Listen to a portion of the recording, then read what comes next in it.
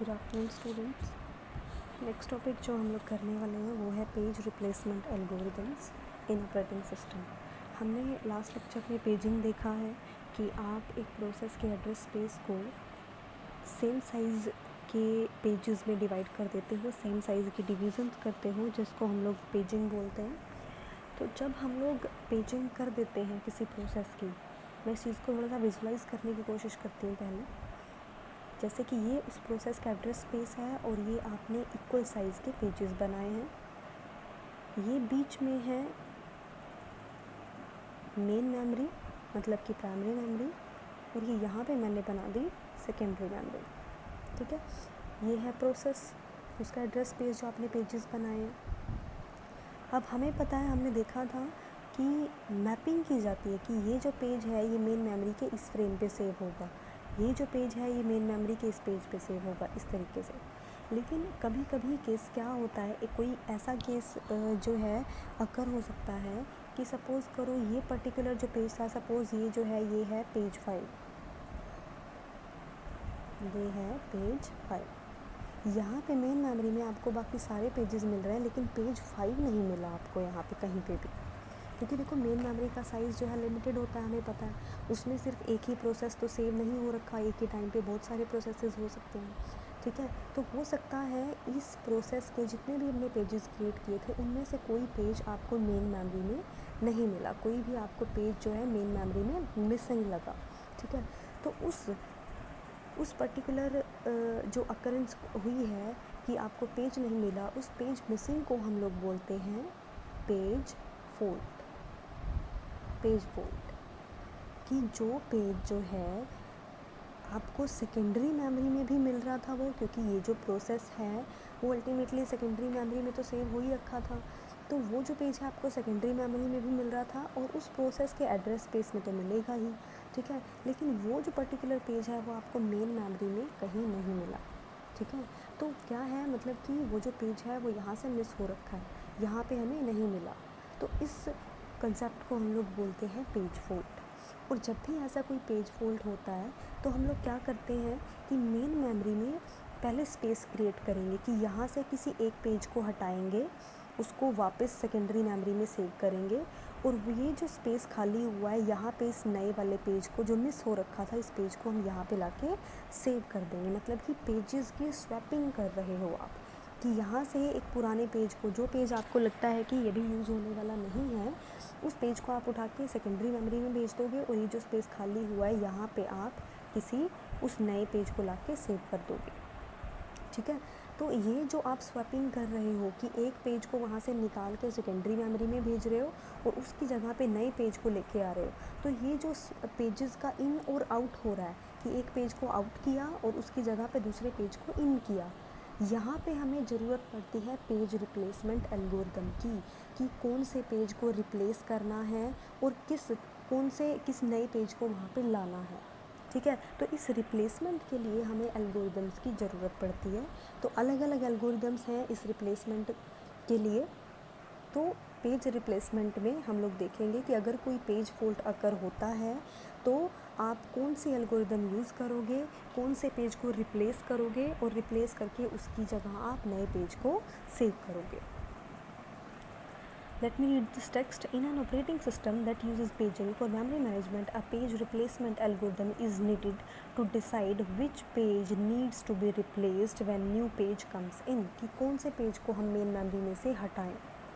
Page fault के बारे में बताया हुआ। A page fault happens when a running program accesses a memory page that is mapped into the virtual address space but not loaded in physical memory. Physical memory मतलब कि main memory. कि page fault क्या है कि आप किसी programme को, किसी प्रोसेस को रन करने लग रहे थे, उस प्रोसेस का कोई भी पेज, क्योंकि हमने पेजेस में डिवाइड किया हुआ है, तो उसका कोई भी पेज हमें वर्चुअल मेमोरी में तो मिला, लेकिन आपको वो मेन मेमोरी में नहीं मिला।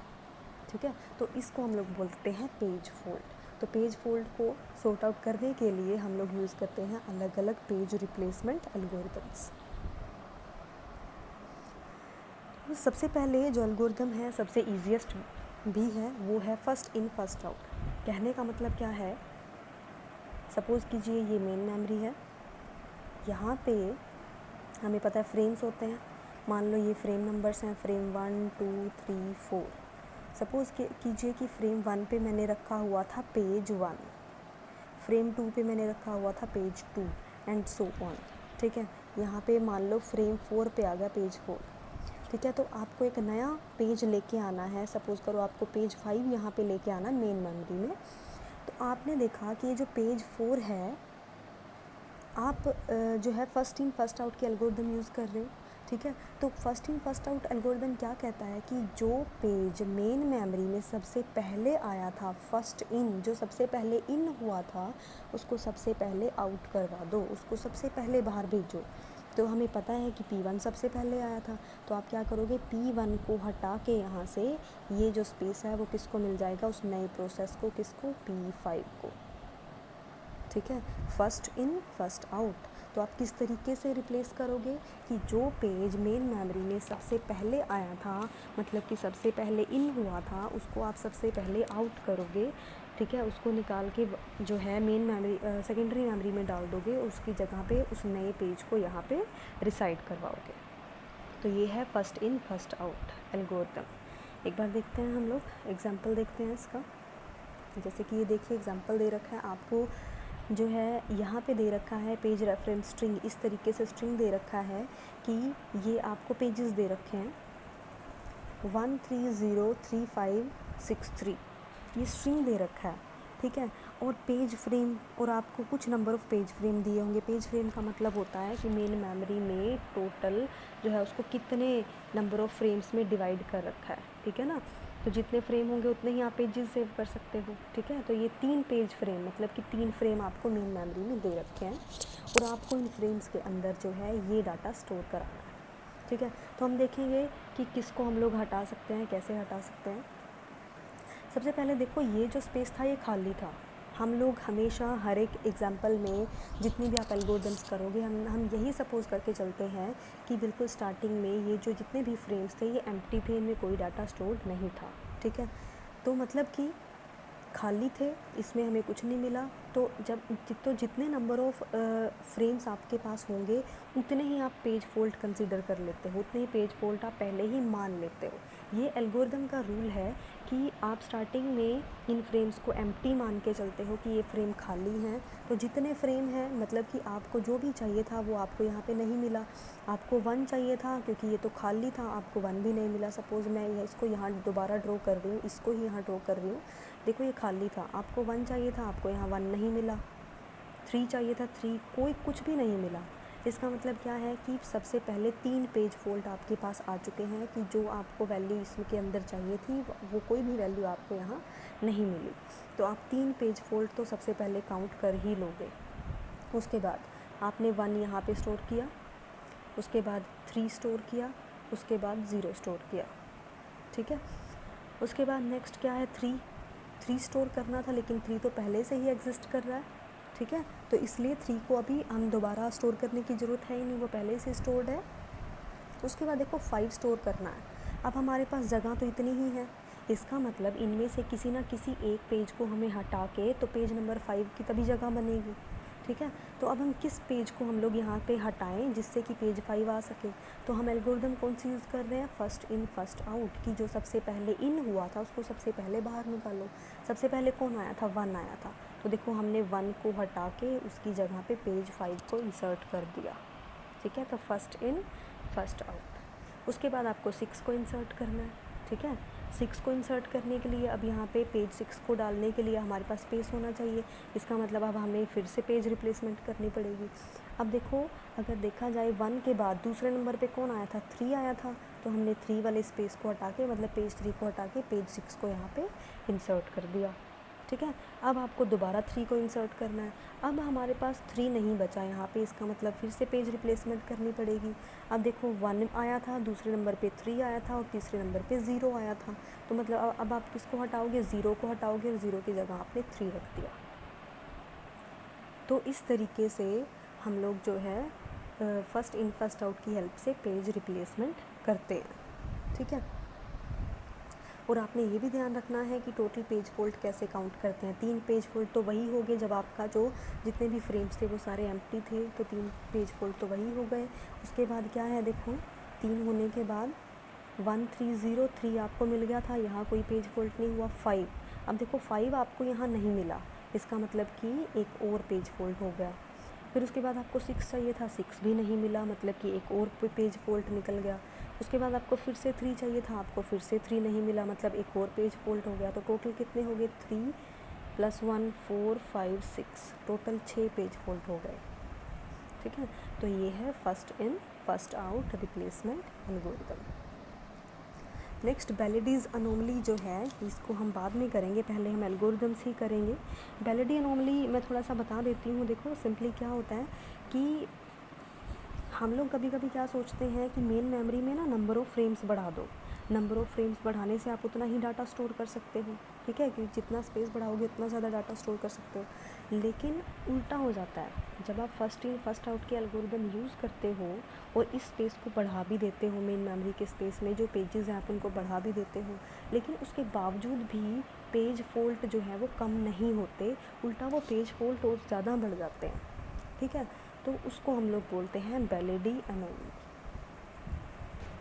नेक्स्ट एल्गोरिदम है optimal page replacement algorithm. Optimal page replacement algorithm क्या कहता है कि आपको जब भी पेज को, किसी पेज को मेन मेमोरी में से हटाना पड़े, रिप्लेस करना पड़े, तो आप उस पेज को रिप्लेस करोगे जो अभी बहुत लंबे टाइम तक यूज़ नहीं होने वाला।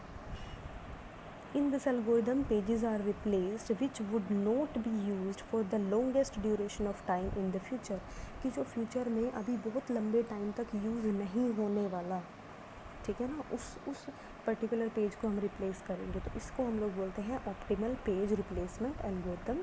इसको भी एग्जांपल की हेल्प से हम लोग देखेंगे।